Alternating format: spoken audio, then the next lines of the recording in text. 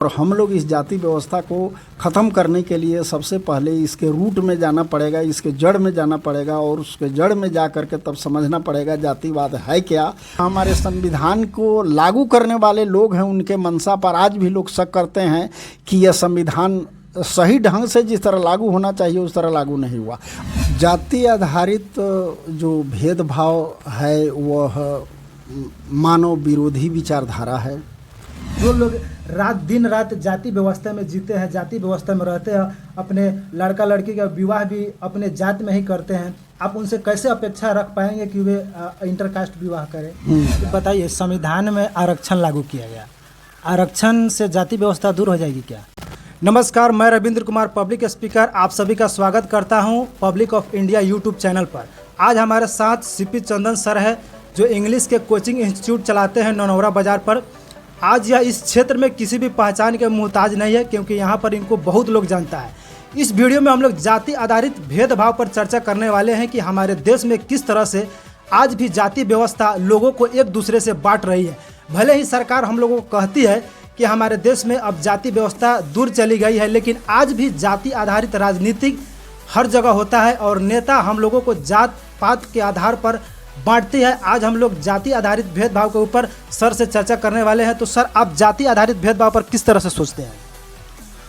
जाति आधारित जो भेदभाव है वह मानव विरोधी विचारधारा है। इसको हम लोगों को ख़त्म करना सबसे पहले ज़रूरी है और ख़त्म करने के लिए सबसे पहले अपने इतिहास में जाना पड़ेगा कि हमारे जितने भी प्राचीन काल के पूर्वज लोग थे वह जाति व्यवस्था से वो भी बहुत पीड़ित थे और धीरे धीरे वो भी चाहते थे कि हम इसे बाहर निकले। तो हमारे जो भगवान बुद्ध थे, ज्योतिबा फूले थे, डॉक्टर भीमराव अम्बेडकर थे, ये हमारे पूर्वजों ने सबसे पहले इसको ख़त्म करने के लिए बहुत सारे कदम उठाए और वे लोग भी बहुत ज़्यादा पीड़ित थे और उसी पीड़ित जो ये व्यवस्था है इसमें वो अपना रह करके और बहुत सारे उपाय ढूंढे और उसी उपाय को वो किताब के रूप से, विचारधारा के रूप में वो उजागर किए और वह चाहते थे कि यह जाति व्यवस्था ख़त्म हो और हम लोग इस जाति व्यवस्था को ख़त्म करने के लिए सबसे पहले इसके रूट में जाना पड़ेगा, इसके जड़ में जाना पड़ेगा और उसके जड़ में जा कर के तब समझना पड़ेगा जातिवाद है क्या। और जब जातिवाद उसको हम लोग समझ लेंगे तो धीरे धीरे लोगों को जागरूक करेंगे और जागरूक करके तब एक संगठन में संगठित होंगे और संगठित होने के बाद में धीरे धीरे अभियान चलता रहेगा और तब जा कर के जाति व्यवस्था ख़त्म होगी। जब भीमराव अंबेडकर संविधान की रचना किए थे उस समय उन्होंने हमारे संविधान में निचली जाति के लिए आरक्षण लाया था ताकि ये लोग आगे चलकर मुख्य धारा से जुड़ सके और बहुत सारे पब्लिक सर्विस में या और क्षेत्र में अपना योगदान दे सके। लेकिन आज़ादी के इतने वर्षों बाद भी संविधान के आधार पर भी हम लोगों को अभी भी जातिवाद से मुक्ति नहीं मिली है। आप इसको कैसे देखते हैं? सबसे पहले हम लोगों को इस चीज़ को सुधार लेना है कि डॉक्टर भीमराव अम्बेडकर नीची जाति को ही आरक्षण दिए थे, ऐसा बात नहीं था। वो संविधान में ऐसा प्रावधान कर चुके थे कि निचली जाति को जो आरक्षण है ऑलरेडी पहले उसमें जो मिल चुका था, उसके बाद ओबीसी के लोगों को भी आरक्षण के लिए बहुत सारे उपाय किए थे। 340 धारा जो संविधान में लगा करके ये बताए थे कि 340 के अनुसार ओबीसी के जो भी जातियां हैं उनके लिए भी कुछ आरक्षण की व्यवस्था की जाए। ये डॉक्टर भीमराव अम्बेडकर का ही देन था कि 340 धारा को उसमें जोड़ करके और यह कहे थे कि इसके अनुसार यहाँ एक कमेटी का गठन करके उनके आर्थिक, सामाजिक और राजनीतिक स्थिति को देखना पड़ेगा और राजनीति में कितनी भागीदारी है उसको देख करके इसके लिए भी कुछ आरक्षण की व्यवस्था की जाएगी। तो इस आधार पर डॉक्टर भीमराव अम्बेडकर जो है वो संविधान में यह पूरे व्यवस्था लागू किया है कि यहाँ ओबीसी के लोगों का भी आरक्षण हो और जितने भी दबे कुचले पिछड़े लोग जो हैं उनको भी आरक्षण मिले। तो इस तरह की व्यवस्था संविधान में है। अभी तक इसमें प्रगति इसलिए नहीं हो पाई कि जब संविधान 1952 से लागू हुआ तो ये पूर्ण रूपेण लागू नहीं हुआ। हमारे संविधान को लागू करने वाले लोग हैं, उनके मंशा पर आज भी लोग शक करते हैं कि यह संविधान सही ढंग से जिस तरह लागू होना चाहिए उस तरह लागू नहीं हुआ। अगर उस तरह से संविधान लागू हो गया रहता तो हम लोग आज से 10 साल पहले ये जाति व्यवस्था से हम लोगों को मुक्ति मिल गया रहता, और जाति व्यवस्था से मुक्ति मिल गई होती तो भारत की सारी व्यवस्था ठीक ठाक हो जाती और संविधान के अनुसार हमारे देश में सब चीज़ आगे बढ़ जाता और संविधान भी सफल हो जाता।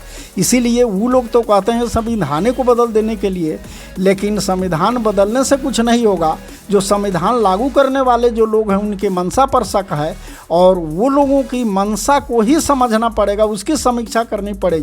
और इसीलिए संविधान को पूर्ण रूपेण लागू करने के लिए हम लोग बार बार यह हर जगह यह प्रश्न उठाते हैं कि संविधान कैसे लागू हो, पूर्ण रूपेण संविधान कैसे लागू हो। इसके लिए हम हर जगह कोशिश करते हैं, काम करते हैं और लोगों को प्रेरित और उजागर करते हैं। सर, जैसे हम लोग प्राचीन काल में लोगों के काम के आधार पर जाति व्यवस्था बनी थी, और आज हमारे समाज में जैसे एक सीढ़ी के रूप में जाति व्यवस्था है, जो सीढ़ी के सबसे ऊपरी पायदान पर है और जो सबसे निचले पायदान पर है। जो लोग छोट या नीच जाति के लोग समझे जाते हैं, ऐसा बड़े लोग कहते हैं, तो वे उन लोगों का आज भी बहुत सारे क्षेत्र में, चाहे मेडिकल हो, शिक्षा हो, चाहे और बड़े क्षेत्र हो, जहाँ पर वे अपने अधिकार से वंचित रह जाते हैं। इसके पीछे कौन है और वे उनका क्या मंशा है कि इन लोगों को आगे बढ़ना देना नहीं चाहते हैं? आप सही कह रहे हैं कि जाति व्यवस्था ये बहुत प्राचीन काल से है, लेकिन यह बात हम लोगों को समझना है कि काम के आधार पर जाति व्यवस्था शुरू नहीं हुआ। ये तो वो लोग कहते हैं कि काम के आधार पर जाति व्यवस्था शुरू हुई है, जिसको आज भी हम लोग मानते हैं। जाति व्यवस्था काम के आधार पर नहीं हुई। जाति व्यवस्था ये जो शुरू हुआ, ये हम लोगों पर हमारे जो पूर्वज थे वह शिक्षित थे, बहुत अशिक्षित थे, और जो लोग आगे बढ़े हुए लोग थे वो क्या किए कि उन लोगों को इसमें ले आए, इसलिए कि आपको अगर सुअर पालना है तो आप सुअर पालिए और आप डोम हो गए। इस तरह की व्यवस्था नहीं थी। उसको सुअर पालने के लिए मजबूर किया गया, इसलिए वो सुअर पालने लगा। किसी को तेल पेरने के लिए मजबूर किया गया तो वो तेल पेरने लगा, अब वो तेली हो गया। तेली ऐसी बात नहीं है, वो भी एक आदमी है, हम भी एक आदमी है। वो अगर कोई काम करता है, हम अगर खेती करते हैं तो खेती करते हैं इसलिए आप कुशवाहा हो गए, कोयरी हो गए, इस तरह की बात नहीं है। ये तो बाद में बनाया गया कि आप क्या कीजिए कि नहीं, हम लोगों से आप अलग है, और पढ़ने वाले काम जो है वो ब्राह्मण करेगा।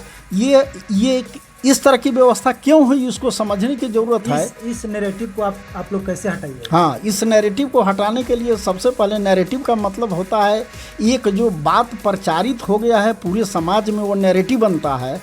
तो फिर हम जब जागरूक लोगों को करेंगे तो धीरे धीरे ये नैरेटिव को उसको समझाएंगे कि यह नैरेटिव बनाया गया है, और इस नैरेटिव को हटाने के लिए हम लोगों को जागरूक करना पड़ेगा। और जागरूक करके घर घर, गांव गांव, टोले मोहल्ले में जाकर के लोगों को बताना पड़ेगा, और इस चीज़ में पढ़े लिखे लोगों को इस विचारधारा में लाना पड़ेगा। और पढ़े लिखे लोग जब इस बहुजन विचारधारा में आएगा तब धीरे धीरे जा कर के वो लोग समझेंगे, और धीरे धीरे जा कर के तब फिर ये नैरेटिव ख़त्म होगा। जब तक लोग जागरूक नहीं होंगे तब तक ये नैरेटिव को ख़त्म नहीं किया जा सकता। इसलिए इस विचारधारा में जागरूक करना है। जागरूक करने का मतलब ये नहीं है, पढ़े लिखे लोग हमारे अभी भी समाज में लोग समझते हैं कि पढ़े लिखे लोग मतलब MA BA PhD हो गए तो वो पढ़े लिखे हो गए।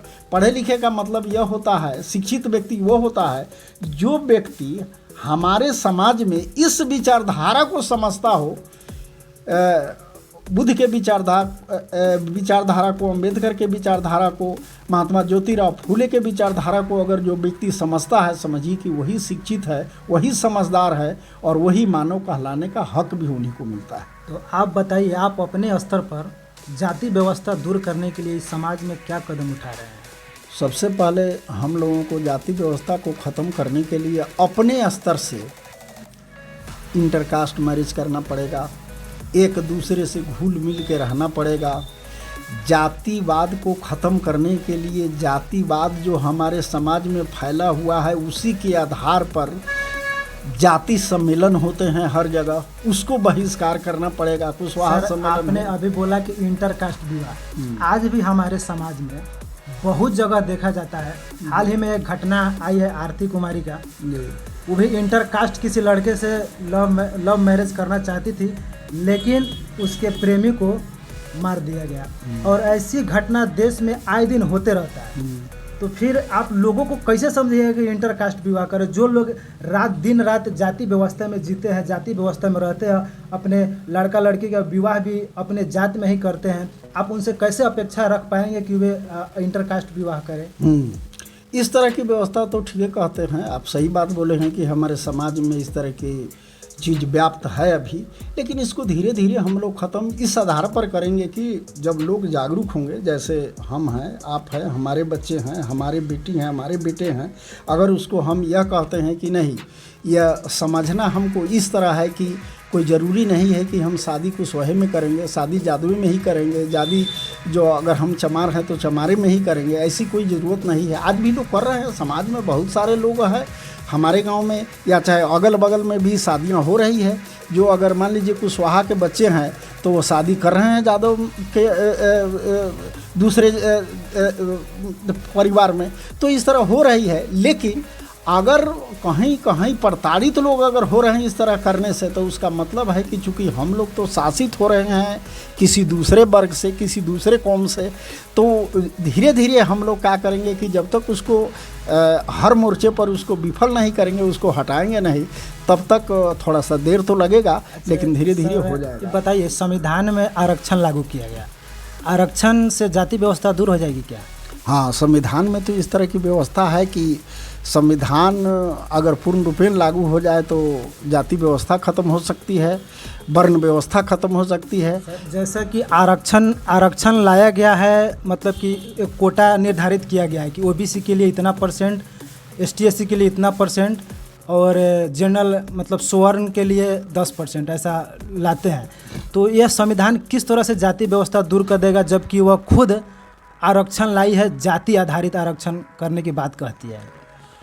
सबसे पहले हम लोगों को यह समझना है कि जो मंडल कमीशन का जो आरक्षण है, जो ओबीसी के लिए जो आरक्षण है, वो जाति आधारित आरक्षण नहीं है। यह 10% जो आरक्षण अभी दिया गया है, ये जो हम लोगों के जो अभी जो शासन में बैठे हुए जो लोग हैं, 10% आरक्षण जो वो दिए हुआ है, वो जाति पर आधारित आरक्षण है। और वह जाति पर आधारित चीज़ ऑलरेडी उसमें संविधान में संशोधन करके यह बताया गया है कि ऊंची जातियों को 10% आरक्षण है, जबकि मंडल कमीशन का जो रिपोर्ट है उसमें ओबीसी के लिए आरक्षण नहीं है, वो उस व्यक्ति के लिए आरक्षण है। उसमें ऑलरेडी लिखा हुआ है कि जो सामाजिक रूप से और शैक्षणिक रूप से जो पिछड़े हुए लोग हैं उसको आरक्षण मिल रहा है। तो जाति व्यवस्था इस संविधान के अनुसार ये मंडल कमीशन ओबीसी के थोड़े दिए हुआ है, ये तो सामाजिक रूप से जो पिछड़े हुए लोग हैं और शैक्षणिक रूप से पिछड़े हुए लोग हैं उसके लिए वो आरक्षण है जो मंडल कमीशन के अनुसार दिया गया है। जो 10% आरक्षण है वो जातिवाद पर आधारित है और यह संविधान में संशोधन करके ये दिया गया है। तो जब तक हमारे देश में वैसे विचारधारा के लोग जब शासन करेंगे तो संविधान में तो संशोधन करके ही संविधान में संशोधन करके ही ऐसा काम करता है। लेकिन मूल रूप से जो हमारा संविधान है, आप क्या समझते हैं, मूल रूप से जो हमारा संविधान है उसमें जाति व्यवस्था का कोई जिक्र नहीं है। हम लोगों का जो मंडल कमीशन का आरक्षण मिला हुआ है ओबीसी को नहीं मिला हुआ है, वो शैक्षणिक रूप से पिछड़े और शैक्षणिक रूप से जो सामाजिक रूप से जो पिछड़े हुए लोग हैं उनको आरक्षण मिला हुआ है। इसीलिए यह कहना कि संविधान लागू होगा तो ये आरक्षण और जातिवाद रहेगा, ऐसी बात नहीं है। संविधान जिस दिन पूर्ण रूप से लागू हो जाएगा उस दिन ना किसी आरक्षण की ज़रूरत पड़ेगी, ना ओबीसी का आरक्षण की ज़रूरत पड़ेगी, ना ऊंची जाति के आरक्षण की ज़रूरत पड़ेगी, किसी भी आरक्षण की ज़रूरतें नहीं पड़ेगी। वह सब किसी का विकास जो समानुपातिक तौर पर होना है उस तरह होगा। तो आप बताइए, इस वीडियो को जो भी लोग देख रहे हैं उनको क्या संदेश देना चाहेंगे कि वे अपने स्तर पर जातिवाद को दूर करने के लिए क्या क्या कदम उठा सकते हैं? जातिवाद को ख़त्म करने के लिए जो लोग इस वीडियो को देख रहे हैं उनसे मैं रिक्वेस्ट यही करूंगा कि इस चीज़ को समझिए और सबसे पहले आप जागृत होइए। आपके पास जो डिग्री है, आपके पास जो शैक्षणिक योग्यता है वो योग्यता तो आप नौकरी कर सकते हैं, खाना खा सकते हैं, कोई नौकरी कर सकते हैं, इसके लिए है वह।